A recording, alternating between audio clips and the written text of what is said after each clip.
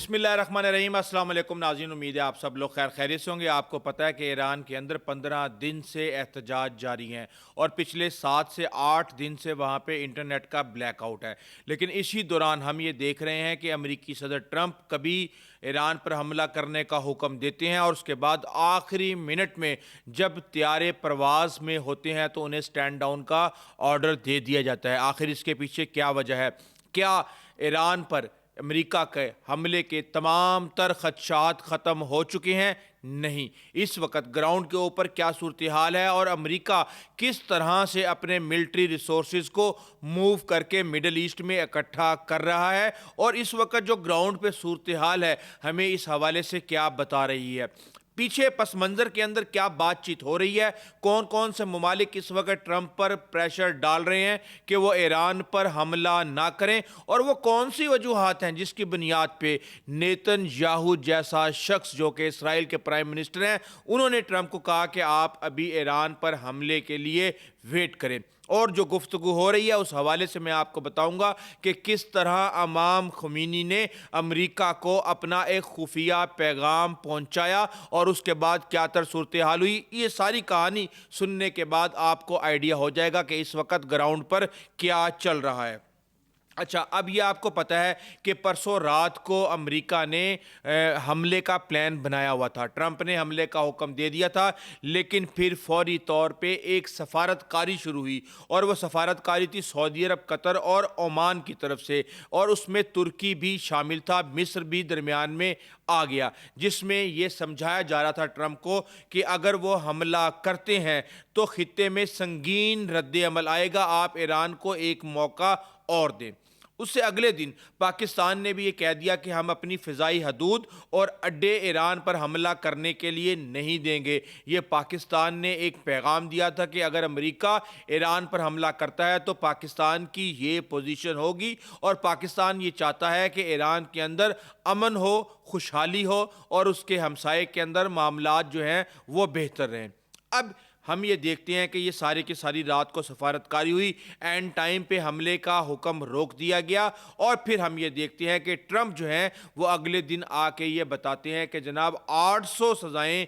मौत के जो एग्जीक्यूशन प्लान था वो रोक दिया गया है। अब यहाँ पे हमें समझ नहीं आती कि आखिर मामला क्या है और ट्रंप चाहते क्या हैं। ये मामला समझाने के लिए मैं आपको बता दूं कि 13 जून 2025 को ट्रंप ने एक उनकी वेबसाइट है उस पर एक पैगाम दिया और उन्होंने ये कहा कि हम ईरान के न्यूक्लियर के मसले को डिप्लोमेटिकली डील करना चाहते हैं और हम ये चाहते हैं कि हम मिलिटरीली इसके अंदर इन्वॉल्व ना हो। लेकिन उसके बाद फिर हम ये देखते हैं कि एक वक्त आता है और 22 जून को अमेरिका हमले कर देता है ईरान के एटमी असासों पे B-52 बम्बार्स के ज़रिए। अब यहाँ पे ये हम देख रहे हैं कि इसके फौरी बाद ही एकदम से अटैक होते हैं कतर के ऊपर और ये सारे का सारा मामला रुक जाता है। ईरान पहले ही कतर को इन्फॉर्म कर देता है कि हम ये हमले करने जा रहे हैं और लगा ऐसे कि बिहाइंड द सीन तमाम तर मामला तय हो चुके थे। लेकिन उसके बाद एक वाक़या और होता है जब 4 दिसंबर को ट्रंप वेनेज़ुएला के सदर मदुरो से फ़ोन पे बात करते हैं रात के वक्त और वो ये कहते हैं कि तमाम तर मामलात जो हैं वो हम हल करने की कोशिश कर रहे हैं, मदुरो को जो है वो पीछे हटना पड़ेगा। लेकिन फिर एक फ़ैसला आता है 3 जनवरी को ट्रंप का और उस फैसले के बाद वेनेज़ुएला से मदुरो को उठा लिया जाता है। अच्छा, यही नहीं, अब हम ये देखते हैं कि जो मौजूदा इस वक्त मामला चल रहे हैं उसमें 14 जनवरी को एक ट्वीट की जाती है ट्रंप की तरफ से जिसमें वो ये कहते हैं कि कीप प्रोटेस्टिंग, यानी ईरानी मुजाहिरीन को वो कह रहे हैं take over institutions, help is on it's वे। अब उस वक्त ये कहा गया कि जनाब ये मामला तो अब ख़राब हो चुका है क्योंकि ट्रंप 7 दफ़ा वादा कर चुके हैं कि वो हमला करेंगे, तो अब हमला होने जा रहा है। लेकिन उसी वक्त नेतन्याहू उनको कहते हैं कि आप इंतज़ार करें। खलीजी ममालिक कहते हैं कि जनाब आप इस तरह का काम मत करें। ईरान कहता है कि हम बात करने के लिए तैयार हैं और अमेरिका यानी वाइट हाउस ये कहता है कि हम ईरान के ऊपर छोड़ते हैं, उसके इक़दामात पे छोड़ते हैं, जिस तरह के वो इक़दामात होंगे उसका वही रद्द अमल होगा। और अब इस वक्त जो मामला है वो आराम से खामोशी से चल रहा है। लेकिन पस मंज़र में ये मामलात इतने पुरसकून नहीं हैं। उसकी वजह मैं आपको बता देता हूँ कि इस वक्त جو وجہ بتائی گئی تھی حملہ نہ کرنے کی، اس میں یہ تھا کہ امریکہ کسی بھی لحاظ سے کوئی لینتھی وار یعنی لمبی جنگ ایران کے ساتھ نہیں چاہتا، اور جو پوسٹ کنفلکٹ سٹیبلائزیشن ہے وہ مشکل ہو جائے گی۔ ایران نے یہ کہہ دیا ہے کہ وہ کویت پر، عراق پر، سعودی عرب پر، قطر پر، ہر جگہ پہ جہاں جہاں امریکی اڈے ہیں وہاں پر حملہ کریں گے، یہاں تک کہ جو ایران کی حمایت یافتہ ملیشیاز ہیں عراق کے اندر، انہوں نے بھی یہ کہہ دیا کہ ہم حملہ کریں گے امریکہ کے اڈوں پہ جو کہ عراق کے اندر موجود ہیں۔ لیکن اس کے ساتھ ہی ہم یہ دیکھتے ہیں کہ ٹرمپ جو ہے وہ نیا مڈل ایسٹ ایڈوینچر کھولنے کے لیے تیار نہیں ہوتے، کیونکہ ان کے ذہن میں جو پلان تھا وہ یہ تھا کہ quick in and quick out, لیکن یہ نہیں ہو سکا۔ اور پھر ہم نے یہ دیکھا کہ عراق، شام، یمن کے اندر پراکسیز کا خطرہ تھا اور خلیجی ممالک کے اندر ڈائریکٹ اٹیک کا خطرہ تھا۔ اس کے ساتھ ہی ہمارے پاس یہ خبر آتی ہے کہ ساؤتھ چائنا سی میں تائیوان کے دفاع کے لیے جو you S S Abraham Lincoln یعنی کہ ایک ایئر کرافٹ کیریئر امریکہ کا ہے، اس کو کہہ دیا گیا ہے کہ وہ مڈل ایسٹ کی طرف آئے۔ اب ہمارے پاس یہ خبریں آ رہی ہیں کہ یو ایس ایس نمٹس جو ہے وہ، یہاں تک کہ روز ویلٹ جو ہے وہ اس وقت موجود ہے ریڈ سی کے اندر، یعنی کہ سعودی عرب اور سوڈان اور لیبیا اور مصر کے درمیان وہاں پہ سمندر کے اندر۔ اور اس کے ساتھ ہی U S S George Bush کو بھی کہہ دیا گیا ہے ایئر کرافٹ کیریئر کو کہ وہ مڈل ایسٹ میں پہنچے۔ ایڈیشنل فورسز جو ہے وہ مشرق وسطیٰ کے اندر بڑھائی جا رہی ہیں۔ ایئر ڈیفنس میزائل کے حوالے سے جو جہاز ہیں وہ مڈل ایسٹ پہنچ چکے ہیں۔ یو ایس کی جو فورسز ہیں وہ ڈیاگو گارشیا کے جزیرے پر اکٹھی ہو رہی ہیں۔ یہ وہی جزیرہ ہے جہاں سے B-52 بمبر اڑا تھا اٹیک کرنے کے لیے ایران پر 22 جون 2025 کو، جبکہ یو کے کی جو فورسز ہیں وہ تمام تر مڈل ایسٹ میں اکٹھی ہو رہی ہیں۔ اب یہ جو سارے کا سارا پس منظر ہمیں اس وقت نظر آ رہا ہے، اس سے یہ لگتا ہے کہ اس وقت جتنے بھی خطرات ٹرمپ کو اور امریکہ کو بتائے گئے تھے کہ اگر حملہ کیا گیا تو ایران یہ کر سکتا ہے، ان تمام حملوں اور خطرات کا جواب اور رد عمل ڈھونڈنے کے لیے وہ تمام تر فورسز وہاں پہ اکٹھی کی جا رہی ہیں۔ لیکن انٹرنیشنل جو اینالسٹ ہیں وہ ابھی تو، سعودی عرب نے تو یہ کہہ دیا ہے کہ ایران کے اوپر اٹیک کا جو خدشہ تھا وہ اس وقت ٹل چکا ہے، لیکن پس منظر میں یہ خبریں آ رہی ہیں کہ یہ اگلے 4-5 دن کے اندر ایک بڑا اٹیک ایران کے اوپر امریکہ کرنے جا رہا ہے۔ اور یہ جو ایگزیکیوشن پر عمل درآمد روکی گئی ہے ایران کی طرف سے، اس میں یہ کہا گیا کہ جناب ہم تو یہ کام کر ہی نہیں رہے تھے۔ اس وقت جو ملٹری بیسز ہیں وہاں پہ ایران کے جو کاؤنٹر اٹیک سے بچنے کے لیے وہ تمام تر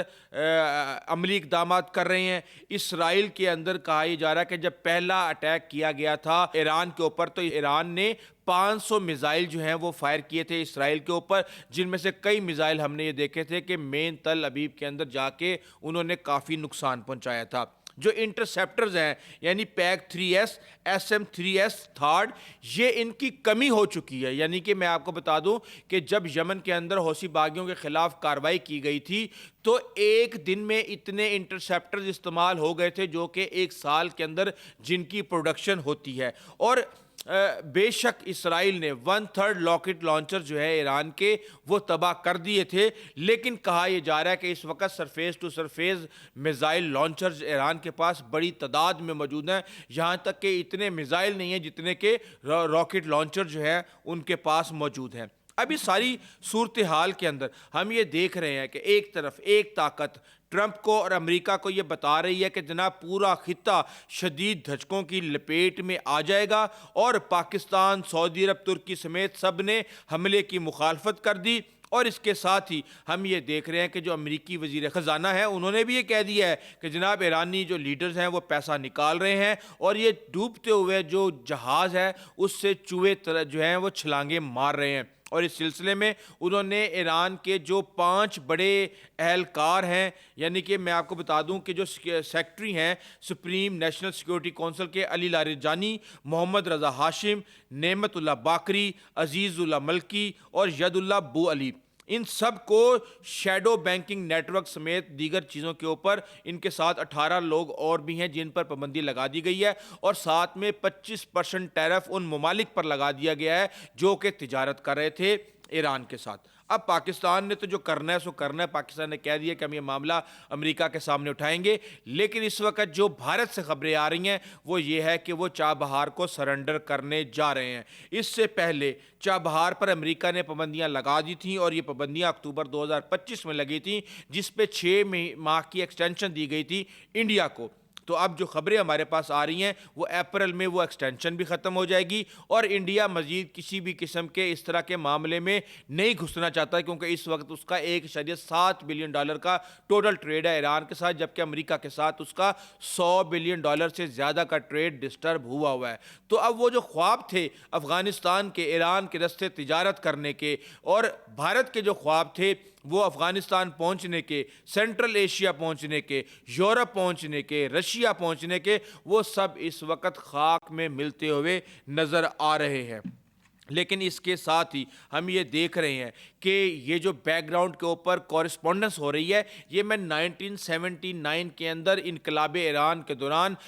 امریکہ اور امام خمینی کے درمیان ہونے والی پس منظر کے جو مذاکرات تھے اس کے بارے میں آپ کو تھوڑا سا بتاتا ہوں، جس سے آپ کو اندازہ ہوگا کہ یہ ممالک جب آپس میں جنگیں لڑ بھی رہے ہوتے ہیں تو بیک ڈور پہ کس طرح کی ڈپلومیسی ہوتی ہے۔ جنوری 1979 میں جو شاہ ایران رضا پہلوی تھے ان کو چھٹیوں کے بہانے ملک چھوڑنے کا کہا گیا اور انہیں ایجپٹ پہنچایا گیا، مصر میں۔ ایران میں ان کے خلاف تحریک آیت اللہ روح اللہ خمینی کی قیادت میں فیصلہ کن مرحلے میں اس وقت یہ داخل ہو چکی تھی اور پیرس میں امام خمینی جو ہیں وہ جلا وطنی کی زندگی گزار رہے تھے اور انہوں نے امریکی صدر جمی کارٹر کی انتظامیہ کے ذریعے براہ راست اور خفیہ رابطوں کا آغاز کیا۔ 15 سے 27 جنوری 1979 کے درمیان امریکی سفارتکار وان زمرمین نے خمینی کے غیر رسمی chief of staff Ibrahim Yazidi سے متعدد خفیہ ملاقاتیں کی، جس کی منظوری خود وائٹ ہاؤس نے کی تھی۔ اچھا، اب جب امام خمینی نے جمی کارٹر کو، امریکی صدر کو، ایک خفیہ پیغام پہنچایا تو ان کو 3 بنیادی مطالبات ان کے سامنے رکھے کہ خمینی کی ایران واپسی میں کوئی رکاوٹ نہیں ڈالی جائے گی، وزیر اعظم بختیار کی حکومت کو ختم کیا جائے گا اور ایرانی فوج کو غیر جانبدار یا خمینی کے حق میں مائل کیا جائے گا۔ اب یہ سارے کا سارا بالواسطہ جو انتباہ ہے یہ پیغام کی صورت میں پہنچ جاتا ہے۔ فوج نے کریک ڈاؤن کیا، امریکی شہری خطرے میں پڑ سکتے ہیں، تاہم ساتھ ہی برہان کے پرامن حل کے اوپر زور دیا گیا۔ وہاں پہ یہ کہا گیا کہ جناب انٹرنیشنل مارکیٹ چوپٹ ہو جائیں گی، تیل کی سپلائی رک جائے گی، وہاں پہ اموات ہوں گی، اور ساتھ میں انہوں نے یہ بھی کہہ دیا امریکنز نے کہ ہم کوئی نظریاتی طور پہ اس بادشاہت کے حق میں نہیں ہیں، اگر یہ طریقے سے سسٹم کو برقرار رکھتے ہوئے فوج کو تقسیم کیے بغیر اگر آپ کر سکتے ہیں تو آپ کو اس کی اجازت ہے۔ اچھا، اب یہ ساری یقین دہانیاں ہو گئیں اور امام خمینی نے یہ یقین دہانی کروائی امریکہ کو کہ امریکی شہریوں اور مفادات کو نقصان نہیں پہنچے گا، تیل کی فراہمی جاری رکھی جائے گی، سوائے اسرائیل اور جنوبی افریقہ کے انقلاب برآمد نہیں کیا جائے گا، یعنی کہ یہ جو انقلاب ایران میں آیا یہ دوسرے ممالک میں برآمد نہیں کیا جائے گا اور اس کے ساتھ ہی سوویت یونین کے قریب نہیں جائیں گے۔ لیکن جیسے ہی خمینی بعد میں واپس آتے ہیں اور اس کے بعد تمام تر چیزوں کے اوپر وہ عملی اعتراض کرتے ہیں اور چیزیں ساری کی ساری بدل جاتی ہیں، شاہی نظام ختم ہو جاتا ہے اور وہ خمینی جنہوں نے امریکہ کو اشورٹیز دی ہوئی تھی وہ فوج کے اندر پرو امریکنز کو ختم کر دیتے ہیں، اپنے ساتھیوں کے اندر جو جتنے بھی امریکہ سے رابطہ رکھنے والے لوگ تھے ان سے کنارہ کش ہو جاتے ہیں۔ اور اس کے بعد ہم یہ دیکھتے ہیں کہ پچھلے 40-45 سال سے ایران امریکہ کے خلاف اور اس کے مفادات کے خلاف اس خطے کے اندر نہ صرف کام کر رہا تھا بلکہ سعودی عرب جیسے ممالک کے اندر انقلاب اس نے برآمد کرنے کی کوشش کی، اور یہ وہ دستاویزات ہیں جو کہ 40 سال کے بعد سامنے آئی ہیں کہ کس طریقے سے بیک ڈور کے اندر ڈپلومیسی ہوئی تھی، لیکن اس وقت امریکہ امام خمینی کے تمام تر عزائم کو سمجھنے میں ناکام رہا اور امریکہ کی مرضی سے امام خمینی ایران میں آئے لیکن اس کے بعد پھر ان کے ہاتھ نہ لگے. یہ صورتحال اس وقت، اور کہا یہ جا رہا ہے کہ جناب یہ جو جنگ ہے یہ ابھی جاری ہے، اور جو پروٹیسٹ ہے ایران کے اندر وہ بھی ابھی جاری ہے. جب تک کہ انٹرنیٹ کا بلیک ڈاؤن ختم نہیں ہو جاتا، وہ ظلم کی داستانیں جو کہ ایران میں بقول مغربی میڈیا رقم کی گئی ہیں، ان کی فوٹیجز، ان کی تصاویریں، ان کے اہل خانہ کے شارٹس وغیرہ نہیں آتے. یہ ایک طرح سے ابھی تک آپ یہ سمجھ سکتے ہیں کہ جو آتش فشاں ہے وہ ابھی پھٹا نہیں. وہ پھٹے گا اس دن جس دن ایران کے اندر انٹرنیٹ آن ہوگا. اس والے سے آپ کو اپڈیٹ کرتے رہیں گے. ابھی تک کے لیے اتنا ہی. آئندہ تک کے لیے اجازت دیجیے. اللہ حافظ.